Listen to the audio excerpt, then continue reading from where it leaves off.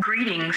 You're listening to Rebels Remembered, featuring Caitlin DeFord and Kelsey DeFord. Greetings, fellow travelers across the galaxy. I am Caitlin. I am Kelsey. And this is Rebels Remembered.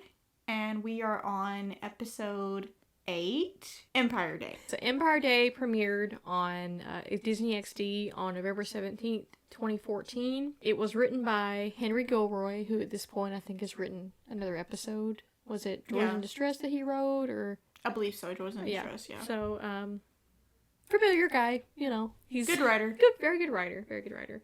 And this is directed by Stephen G. Lee. So the synopsis on StarWars.com states that Empire Day was the day that Palpatine declared himself Emperor of the First Galactic Empire. The day became a holiday marking the rise of the Empire, and in this episode, a refugee of the Empire seeks the Rebels' help to get off the planet with important information. So this episode really gives us what I think Henry Gilroy does so well in his writing is dealing with internal struggles of characters. That is very important, and I think this episode in particular, before we get into it, just kind of raises the stakes emotionally, and it raises the stakes externally too, with the Empire itself. And that's, I don't want to go on a tangent here, but that's why I love Henry Gilroy's writing, is I'm all about internal conflict. External conflict is always, in Star Wars, it's always the Empire or the First Order, whichever, but it's always nice to see characters, especially heroic characters, going through some sort of emotional struggle. Yeah, and I think it makes them more relatable, and it gives them some flaws. They're not perfect, and I always like the internal struggles of characters, which Gilroy's not unknown for. Not unknown for, because one of the first things he wrote was Nothing to Fear. Batman the Animated Series, which is all about internal struggles. Yeah. So, but yeah, to start this one off, we've got a scene where Kanan is training Ezra to make a force connection with a Lothcat. Side note, up until this point, I had no idea, because of my lack of knowledge of Star Wars, that you could actually make animals do things. Until this episode. I think a lot of people forgot about that. I was new to Star Wars, but a lot of Jedi have, I feel like certain Jedi have their own little niche. So some people are good with building ships and more mechanically minded. Some people are better with animals. Like, I know my main man, Obi-Wan. I didn't realize, if you go back and watch some of the Clone Wars, and some of Anakin does, I think, Clone Wars, and I want to say the prequels, they make connections with creatures. But I guess I never really thought about it. Paid much attention to it. Gotcha. But yeah, it's basically Kanan trying to teach him to, I don't want to say control, because control is a very naughty word. You're talking about Jedi, but trying to make him have a connection, I guess, with this Lothcat, and it just fails miserably. The Lothcat attacks him, and it's sort of like, while Kanan is able to successfully make the connection, and the Lothcat just suddenly becomes a whole different Lothcat. It's like very docile, it's smiling, which is very cute, and it looks like a regular house cat that's just kind of docile or whatever. Whereas when it attacks Ezra, it's like that side of a cat. Well, also, I think the hardest part about being a Jedi is, Kanan tells them you have to let your guard down and be willing to attach to others. If you know Ezra, one, he doesn't trust anybody, so he's not willing to go. It's that very steep, slippery slope of attachment with Jedi. You don't want to have too much attachment, but you also don't want to just be completely closed off, because you're connected to everything, every living thing in the galaxy. But Ezra is kind of he's dealing with, we'll get more into it in the episode, the struggle he's dealing with. It's kind of mirroring the fact that's why he can't really connect at this moment. It's sort of like, I think this is the second time I brought up Avatar, but it's like, attachments are keeping you to this plane, and if you're dealing with something internally, it's going to be very hard to completely let that go, and so you can be able to attach to this cat, And of course, Ezra says, well, give me the lightsaber, I'll make the connection, which is very dark side. I'm just done. Yeah, I'm just done with this cat attacking me. Then he's like, oh, no, I'm sorry, it's just not a good day. And that's when the words Empire Day are first used, which is the name of this episode. Mm-hmm. And as a viewer, you're going, Empire Day, what is Empire Day, you know. Mm-hmm. And as you notice, I think the episode starts with it. You see more Imperial ties flying around. You see more Imperial like presence, and then Ezra says Empire Day, and that's when him and Kanan spot some ties flying overhead. And he's like, "Oh, what's up?" And they go to Ojo's pit stop. Good Ojo, I love him. And inside you kind of see Hera and Zed. I love this scene because it's like kind of creepy, but also like we're pretending like we don't know each other type of thing, which is weird. I found it very similar to A New Hope, the Mos Eisley cantina. Oh yeah. When they're trying to like maintain a low profile, even though there's people that can possibly report into the Empire. That's probably what it is. Like, there's like a lot of Imperials chilling. Yeah. Let's just not draw attention. Let's just sit here and not act like we're not rebels. How do we do that? Yeah. Which I have a plot hole to this, and that is they've already caused so much problems on Lothal. How does the Imperials not know that? But who they are? Yeah, who they are at this point. But maybe that's why. Maybe that's why they split up. Okay. Maybe, I don't know. Maybe they haven't made a big presence enough yet. Because really, the only person that knows them is Callus at this point. Well, didn't they what they do in Spark a Rebellion though? All of that still in those crates and everything. Oh yeah, well that was more on. Oh yeah, they stole the crates, but really that was more like. No, yeah, you're right. They should know who they are at this point. I would say. I would think, but I don't know. Maybe not. But anyway, yeah, they're in this Joe's pit stop, and they've noticed there's a lot of Imperials looking for a Rhodian, which I did not know that was a species name, but I'm learning more species as this goes along. And again, they've got like this poster that they're kind of carrying around. Have you seen this guy? Have you seen this guy? Have you like SpongeBob, have you seen the Maniac? Yeah. And Ezra recognizes it as he's like, oh, Tseebo. He puts that name out there and like, oh, who's that? You know, Ezra obviously knows who they're looking for. And while that's going on, you've got, I guess it's a fighter pilot who's mad because it's Empire Day and they don't have their state-controlled media on the screen. And Joe is like, well, no one's asked for it. Like, no one wants to hear that. We don't want to hear that crap. And, of course, he puts their media on, and it's this whole thing about how we're celebrating the day that Palpatine, I'm trying to think of the words they use, our Emperor saved the Republic, and we became the Empire. And what I noticed, I think starwars.com has this as well, is the Emperor is younger. The Emperor is not the old, decrepit person that we see at the end of Revenge of the Sith. He is his younger self, and this is very common in communist, fascist countries. I don't know if I should say a couple of them that are on my tip of my tongue right now, but their leaders want to have this image that they are strong and powerful. Yeah. The image that the Emperor is, the way he looks now, no one's going to follow that, for one. Because they're going to see it as weak, and, it's a matter of just... image. Image. Very common in totalitarian countries. So while the Holonet's playing, they say there's going to be this huge parade, and it's going to be fun, and we're going to celebrate also, this. Also, what I love... I have to jump in here, I'm sorry. What I love about this is you hear Steve Blum, how do you say his name? Great voice actor. He plays a lot of Imperials. Yeah, he does. And probably most of them. He's playing this one guy on the holonet, and he goes, and Governor Price is throwing a parade. Like, the way he says, like, I'm so happy about this parade, and you should too. That's why we should celebrate. Like, but anyway, that's going on, and it's interrupted by Gall Travis. Gall Travis, who we have last seen in... Oh, good lord, what's the name of the episode? Oh, Rise of the Old Masters. Yeah, he was previously in that episode on the HoloNet, kind of similar thing too. And he encourages everyone to basically just boycott the parade, to protest the injustices that are happening under Imperial rule. And of course, the pilot's like, oh, we gotta turn that off. And he's like, no, you asked for it to be on. No, this is Imperial order. You told me to turn it on. It's staying on. But also, you have to... I don't want to spoil him because we're going just as a rewatch with Gall Travis. I would be hesitant to follow that because he told them, hey, Luminara's alive. And they followed that, and look what happened. That's it. Yeah, you I mean, kind of like Sabine, how Sabine was with Fulcrum, because so much of the intel was Yeah. wrong, you know. Yeah, I can see that. Like, I'd be like, nah, I don't know about that. But it sounds like from the ghost, he tells them boycott, the celebrations and everything, and it sounds like the ghost crew already had this plan that they were going to do this, though.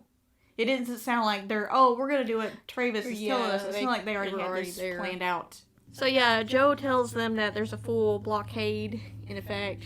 They're like stopping people from trying to leave the planet or questioning people because they're again looking for this Rhodian named Tseebo that Ezra apparently knows the name of. Ezra, I know he has this moment where he's like, I just need some time alone. Right. So seeing Tseebo obviously caused some sort of... Also the day itself. And the day itself. At the beginning, he says, it's not a good day, you know. Mm-hmm. And, you're thinking, oh, he's just sad because the Empire's the Empire Day, and it's the day that Lothal kind of just wasn't free anymore, as a planet or whatever. And he goes back to his tower, and he gets a hold of this... I don't know if it's almost like it looks like a floppy disk. That's not what it is. It goes to some sort of transmitter or something. Mm-hmm. And he's holding on to it, and all of a sudden he starts having these memories of his parents talking to him. And I think what I love about this episode is it has this whole theme of connection. Mm-hmm. So, trying to connect with Lockout, that failed. Well, now I kept connecting this with, I don't know if y'all have played Jedi Fallen Order. Oh, yeah. There's a lot of moments in there where when you're Cal, if you pick up certain objects, you have this connection and you start having these memories of what happened. Oh, I didn't think about that. Yeah. So I don't know if this was I think it was a forced connection where Ezra, there's a connection to things, because objects hold memories. Mm-hmm. And I feel like Ezra is kind of having this connection to, this thing has a connection to his parents, which we've never heard about at all until this point. He's hearing them in his head or whatever, and then he realizes... All of a sudden he has this epiphany, like, oh, I know exactly where Tseebo is hiding. Yes, and I also like how you hear his father, I believe, is voiced by D. Bradley Baker. Yeah. I believe, yeah. And great voice actor. And he has that line about, we need to stand up for people in need. It's a little snippet you hear of him say, which is interesting because, and originally Ezra, when you first meet Ezra, he's kind of like very kind of kind of survived type of thing. So it's interesting that his dad would say something similar to the similar philosophy that he joined up with the Ghost Oh, yeah. Group. I didn't think about that, yeah. Yeah, he remembers, he suddenly realizes he probably knows where Tseebo's hiding. In the meantime, the Empire Day is kicking off. Governor Price cannot be there, but she's mentioned in this episode. Minister Tua, who we, I think at this point, have seen before, correct? Is, I guess, in her place. And they are talking about how great Empire Day is, and they've got this new TIE fighter. The parade's starting. With very upbeat Imperial March music. Yes, when I first heard the Imperial March, every time I watch it, I laugh. Like, I can't help it, because it's the very ominous dun dun dun dun, but it's like a upbeat kind of dance. Happy. Also, Kevin Conner, he composed this version of it. He composed an upbeat version of the Imperial March specifically for this episode for that parade.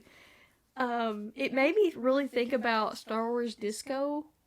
Oh, yeah. I can't think of the actual name of that piece that came out in the 70s.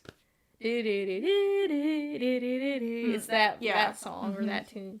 It made me think of that. Anyway, they got this fancy TIE fighter. Yes, that Hera is hesitant to blow up. That's when we figure out, oh, they're going to blow this thing up. That's why they're here in the first place. Yeah, and all of the exchange cadence, like, pretty, isn't it? I almost feel bad about blowing it. I was like, oh, okay, that's what they're doing. All right. So in the meantime, like, that's when you're like, oh, they're going to blow up this brand new TIE fighter that they got on display. And it's going to be piloted by Baron von Rudolph, who I think is the same pilot that was in the cantina. Am I wrong about that? No, he is, I'm pretty sure I'm going to Google this. Have you ever seen the Star Wars Rebels shorts they made? I have, but it's been a long time. There's one short with Ezra, and it's him just being rude to this TIE fighter. And I want to say the TIE pilot in it is Baron Valen Rudolph. Okay. So anyway, Kanan's gonna sneak into position to blow up his TIE, and meanwhile, Sabine and Zeb get to do the diversion. So they, like, throw these special grenades. I don't know if Sabine created these. I don't know sure if she they did. already exist in the canon. But they just make a big fireworks display. And, of course, the miniature Tua is applauding Oresco, like, oh, this is great. You know, pretty good planning. We didn't know you had a whole display plan, kind of thing. And he's like, oh, thanks. I didn't do any of that. So in the meantime, Kanan puts the bomb on the tie, and then My favorite moment in the my episode. favorite moment is when he kind of gets caught by the two stormtroopers. Like, what are you doing here? And he's like playing drunk Kanan. Like, no, it's so pretty. The fireworks are so pretty. And Ezra's like comes in and is like, oh, Dad, what are you doing? Like, gets him out of that situation a little bit. Yeah.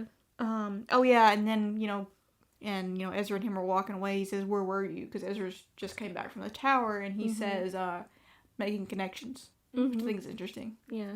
So like, I'm taking the lessons you're giving me and I learning them promise on my own I'm putting time. them into practice. I promise you I'm doing my homework. I do want to know, what does the Empire say that they're using these ties for? What are they telling the public that, you know what I'm saying? Like, they're claiming peace, and they're claiming they're supposed to hold the Republic Empire together, but you're making a bunch of ties? I mean, I think the people are aware that they're not peaceful. Okay. Like, I'm sure the people are like, we're gonna clap, yay, but y'all are a bunch of liars. I don't really... I mean, you better clap. You better clap, yeah, kind of thing. So the tie does end up exploding, the stage collapses, they immediately Miniature Tua wants to figure out who did it, which, the way that Katsuki delivers that line, it cracks me up. She's like, they ruined Empire Day! Like, that's the worst possible thing, like, you committed murder. Like, How you dare destroyed you. our party, how dare you. So she's trying to figure out who did it. Find whoever blew up your shiny new toy. And Agent Callus appears. And we haven't seen him since Stories in Distress, when he was fighting Zeb, right? Or has he been here throughout? You know what? I'm not sure. Yeah, I think you're right. Maybe he's appeared sporadically, but that's kind of the last time I remember seeing him. Last time, probably the Ghost Crew. Mm-hmm. And of course, encountered Zeb him. wants to fire at him because to finish things where they left off. And then they realize that the Inquisitor is there, and it's like, oh crap, we should probably shoot him. Yeah, when Kanan says, hey, if you want to take somebody out, take out that guy. Yeah. So Callus, and the Inquisitor are there, so now they're trying to figure out who blew up the tie, but that's not their main goal. Like, Callus says, our main priority is the Rhodian. Right. Like, we'll get them later, they're not... The main I know objective. Tua over here is having a fit, but that's not the main concern right now. Yeah. So I think they try to rendezvous with Hera, but I think there's like too many Imperials kind of scouting the area because of what happened, and also because it's Empire Day and they're kind of conglomerated in one area. Like, Yeah. probably pretty much everyone that's an officer, Imperial officer on Lothal, is probably gathered in the same spot right now. Yeah. So they try to figure out another place to rendezvous, and that's when Ezra takes them to a place, and then it looks like a rundown house on Lothal, and that's when Sabine says there's an Imperial warning on the front. It says just to keep out of here, which is interesting. Yeah. And he takes that, what looked like a floppy disk earlier, and opens up the door. So it's Yeah, excuse me, apparently it wasn't a communicator to a thing. It was actually the key to his house, in Yes. a way. Kind of sad that he still has that, though. Yeah, that's what I was thinking, is that, what other relics does he have from his past in that little tower he stays in? Maybe you think. So that's when they're like, oh, this is your house. He's like, no, this, the streets were my home, I which I is didn't live sad. here very long, Which is kind of actually smart, because if he had gone back home, they probably would have caught him too. Yeah. Way to bring us down, Kelsey. Sorry. Well, they ask him why here? Why are you coming back to this place when there's any other place we could have hid in? And he's like, I just had a feeling. And when he looks down through this, I guess it's some sort of escape hatch, we see Tseebo, the Rhodian, at the bottom of it. He's like whimpering, he's scared. And so they immediately notice when they get Tseebo out of the bunker that he is speaking in some sort of gibberish, probably not a mixture of Rhodian mixed with something else, like he's just nonsensical words. And that's when Sabine realized that he has cybernetic implants in his head, which is kind of creepy. Yeah, it's like a gear that they put. I don't even want to know how they go about doing that. Yeah. She says remove his personality for the sake of productivity, which is, again, very, very sad. It's like you don't really have a personality. You're almost a machine. Yeah. Because you're reading data that's being filtered into your head. It's very disturbing. Mm-hmm. So Ezra, you know, they're kind of like, oh man, like, they feel really sorry for this little Rhodian, you know, being hunted, and he's got this unit in his head. And Ezra's attitude is completely different. He's kind of almost like angry, but also kind of resentful, because the only information he would get from Ezra is, oh, Tseebo joined the information office after the Empire took my parents away. So in Ezra's brain, it's like, okay, my parents are gone, and my friend of my parents just went up and joined up to the Imperial. Yeah. It does sound kind of bad. Mm-hmm. And also, you know, Kanan is sort of taken aback, and he's like, oh, this is the first time that we've actually heard you mention your parents. Yeah. Because he's like, you never, and he's like, well, I was 7 at the time, you know. He kind of, like, brushes it off. And again, I don't know if they thought he was an orphan, or he just never talked about his parents. Because I know in the first episode, he asked Sabine what happened to her parents. She said, the Empire, what happened to yours? And he never answers the question. Yeah. Yeah. Actually, no, he tells Hera. Does he? I remember now. In the first episode, she says, well, we better get you back home. Your parents must be worried sick. And he says, I don't have parents. Oh. And she kind of looks at him all sad. So I guess they assumed that he is an orphan. I guess. So I guess Kanan is like taken aback because like, oh, so you actually knew them, and yeah. So Sabine works on the unit that's in the back of Tseebo's head, and she realizes that there is all kinds of stuff in his head. There's schematics, troop movements, weapons, a 5-year plan for Lothal, which I thought was kind of funny because I'm like, oh, we get 5 years of the show. You know, that's kind of the way I looked. Yeah, I did too. Looked into it. And as she's working on Tseebo, he reveals something that actually is in English so we can understand, is that Ezra was born 15 years ago today. Mm-hmm. And that they're like, oh, not only is it Empire Day, it's just his birthday. It's his birthday.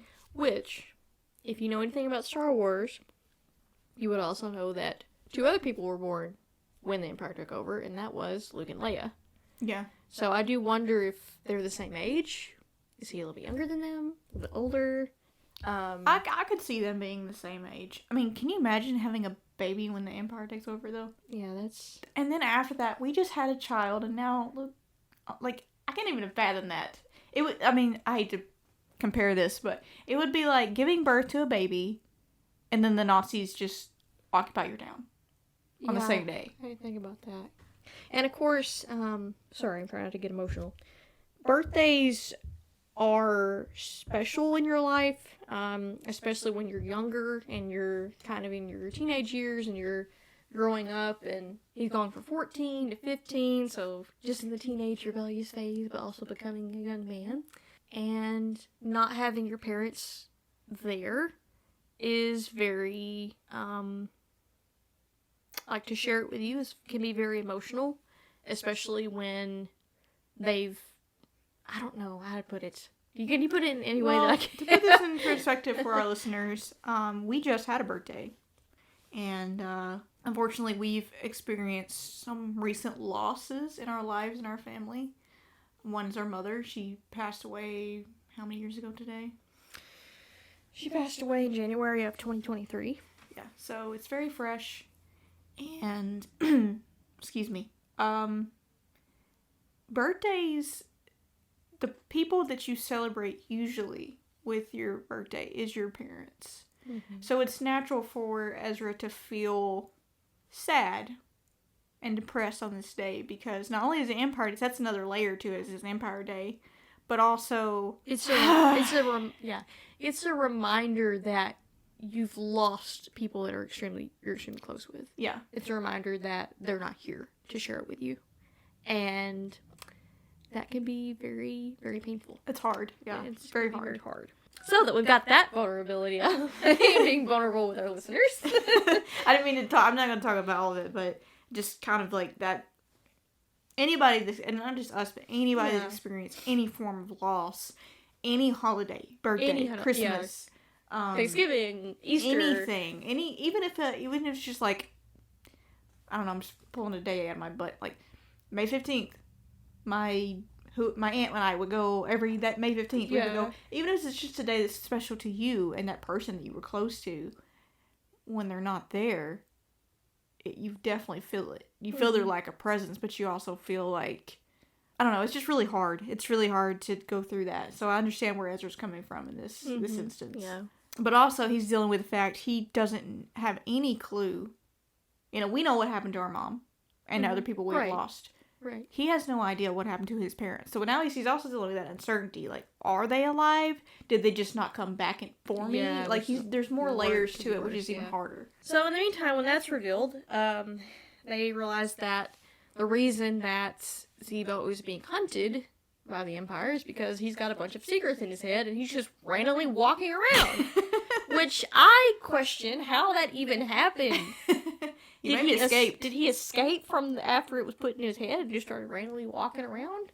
He probably escaped. Now they have to figure out how to get him off Lethal while there's a blockade going on. Yeah, so, yeah, have fun with that. have fun. So in the meantime, while they're getting him on a transport vehicle, you've got Commandant Oresco, who's forming a roadblock, and he orders his men to open fire on the incoming transport.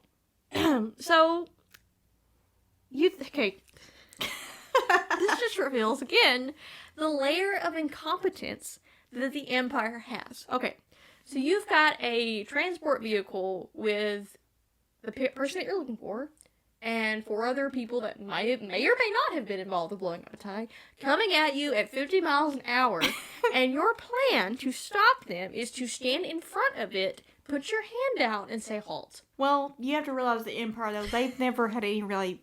No one's really defied their orders. Which is why they call them rebel scum, because why on earth I guess that would makes you be a sense. rebel and be rebellious against our orders? So I feel like it's part of that, but also, like, they're going to stop. Like, Maybe it could be confidence. overconfidence is the word I'm looking for. Yeah, that would make more sense. So Sabine, of course, is naturally saying, I'm not going to stop. You know, I'm just going to ram through it. Yeah, Which, she does. she does. And, of course, we've now got Callus giving chase and contacting the Inquisitor. And, He heads for his own TIE fighter, because apparently the Inquisitors are going to go after him, too. yeah, so so now we've got an Inquisitor that is chasing him in a tie. And then we've got Callus and a couple other stormtroopers on a transport chasing this other transport. So, yeah, they get through the blockade. Now they have some people on speeder Speeder bikes bikes after too, them, too. as well. And they actually get a hold of... They blow the door out of the They Imperial blow the door transport. up, and then one tries to jump in, and Kanan kind of like hits him several times, and then My favorite part, when they knock him over, and then he force grabs the guy that's already in there and throws him out. and the guy that he threw hits the guy on the speeder bike, and he's like it just spins out of control. I hope those guys are okay, but you know, I mean, know. who cares? At that point, quit chasing us.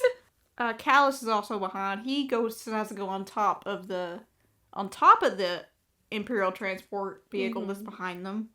And that's when the ghost appears, and the person standing on the platform is Zeb. So, okay. And he thinks his line is "Remember me." Yeah. He just immediately starts firing at him. Also, props to Hera for keeping that ship steady. Yeah, She was following following the transport at the same time, trying to get him on board. Yeah, that's It's probably very difficult. so We also got Chopper blasting. Oh yeah, Imperials he as well. blasts. He completely blasts a transport vehicle away. Well, it doesn't blast away. He makes it flip. And then Still. it lands on his side. Still. So they start to board with Tseebo. And then as they're getting on board, Callus, he always has that last word apparently. Shoots one last shot at Kanan, but Kanan leaps in the air and deflects it and lands right on the hatch of the Ghost, which is pretty awesome. So they finally get on board the Ghost. They're away from Callus. They got away, they got out of the transport. But now, the squad of TIEs are still after them. Inquisitor and all that. Inquisitor, yeah. And as this is going on, I think Hera says, I need my gunners. So, Kanan heads to his gun. Sabine's on her way to her gun. Zeb, Ezra and all them. Of course, I don't think Ezra ever gets to it because the ship gets rocked by The blast. The blast from the TIE fighters, and he lands on Tseebo. And the Tseebo has this moment of clarity, like, oh, I know you. And he, like, grabs him by the shoulders, and he's like, oh, Ezra, you know, and he says something gibberish. And then Sabine translates that he says he knows what happened to your parents. To be continued. I mean, that's pretty heavy for it to be continued. Yeah, it is. And I will say, usually this episode after this was usually... After in the reruns, I feel like they would do this episode and the next episode, they would air them at the same time. Yeah. So you weren't left with, you know, if you're watching it for the first time, you weren't left hanging like if you were the first airing of it. Yeah. It's a good episode, though. Yeah, I will say it's a pretty good episode. Pacing is good. There's a lot of emotional beats in it that are good. What would you rate this episode out of Cloth Cats? I love this episode, so I'm gonna give it 8. I think I gave it a 6.5 or 7. That's what I No, I'm gave it. kidding. I don't care. And the thing is, I really like the episode, but You like the next one better? I do. well, no, it's just like I like both of them, but on its own, I don't know if I can give it. I You know what I'm understand saying? what Like you're saying. on its own, I would need the other part to make an adequate. Yeah, I think you're right. I think I'm gonna You know. lower mine. Mine's probably gonna be 7. Yeah, I'm gonna say 7 on it. It's a good episode though. I like Henry Gilroy. I love Henry Gilroy's writing. So A little bit of trivia here. Sorry, I'm gonna interrupt with that. So all of Tseebo's lines were written in English first, and then they were translated into the alien language by Pablo Hidalgo and the Lucasfilm Story Group. So everything you're hearing that Tseebo's saying, there's an English translation out there, which you kind of want to know. Also, Joe, I never noticed it. I never noticed it. He's wearing a translator. yes, he does. So I don't know what type of species Joe is. I'm sorry, Joe. Their face always looks like an arm to me. I'm sorry. If you notice, he doesn't have a mouth. So there's no way possible that he would be able to speak basic. No, he does have a mouth. It's on the side, and that's where the translator is. He has a mouth? Yes. I could have sworn like he didn't have a mouth. And the reason he had a translator is because he can't speak basic because he doesn't have the mouth. He speaks in grunts. Maybe he doesn't. I'm going to go look. I'm going to have to look at it. See. But yes, he does have a translator on. Okay, another tidbit of trivia.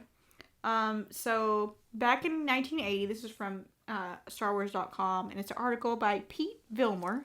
When the Empire Strikes Back was set to open with a royal premiere in London on May 20th, someone at the promotional team at Lucasfilm was inspired to resurrect the British Empire Day holiday, which was then observed by members of the British Empire between 1902 and 1958 to celebrate Queen Victoria's birthday on May 24th. So, as a promotional thing, they thought, you know, having its premiere in London, they would have their own little Empire Day celebration. And I've seen, you can go and find pictures of it, where you see, like, stormtroopers at the premiere, and, like, they're, like, promoting the Empire and stuff like that. I thought it was really cool. Interesting. They wanted to make Empire Day of England. Was actually a real holiday. I think they changed it to Commonwealth Day because it sounds less, I guess. Interesting. I guess. But to like tie into that with Empire Strikes Back, they like had a premiere of an Empire Day festivity, which I thought was pretty cool. I didn't know that. Interesting. What were some of your favorite moments in this episode? Probably drunk Kanan. I don't know why. That's the first one that came to my head. Mm-hmm. And also a lot of little moments of Ezra remembering his parents, like him hearing their voices, and I think Ezra's overall connection and difficulties in this episode. I think, which will obviously continue the next one. Just true. Let's open to that. I like the little interactions with the ghost crew, so I like her and Kanan's little thing about the tie, like, I'm gonna be sad to blow it up. I like Sabine and Zeb's interaction with the fireworks. And I really, really like the interaction in this episode between Kanan and Ezra, which, again, is something that's gonna continue. But, like, their relationship is just so wholesome because, one, when Kanan learns, like, about his, actually he had parents and he knew about them. Yeah. He has that moment where he's like, "Are you okay?" And I think, Yeah. you know, it's nice to see that relationship with the two and him encouraging him to open up to him. Yeah. That means a lot. Like when he says he's asking him, sometimes it's okay to let go. I think that's also Kanan's way of, hey, you can open up. It's okay. Like, which is very sweet between the two characters. Yeah. What would you say? What were some grows for you that the episode could have done better, or? Maybe just again, I guess, I mean, they'd have to be incompetent, otherwise we wouldn't have a show, but just the Empire their competency is terrible again. Yeah, I wrote that down. I was like, incompetency of the Empire not recognizing them yet. One. Yeah. And then. Kind of a plot hole a little bit. Yeah. But I mean, I think sometimes the plot does call for it, you know? Yeah. If they weren't incompetent, we wouldn't have all the fun. They get captured, then they die, and then that would be it. You know, I say I first watched Rebels with Breaking Ranks. I don't think I got invested in it until these two episodes. Yeah. This one and Gathering Forces really got me hooked on watching it. I agree. Like, after, Brady Rain's like, okay, this is interesting, but then when I had already had a relatable connection to Ezra, I was like, oh, I kind of want to know the answer to that question, that was left hanging, and then I had to watch the next one. But then I had to watch the next one, and it was kind of like, yeah, this was the moment where I was like, oh, I get, really invested in these characters and their journey and how it was going to end up. Mm-hmm. Which we know how it ends up. We do know. Alright, guys, we'll catch you in the next episode. You can follow us on YouTube and X, and we will see you next time.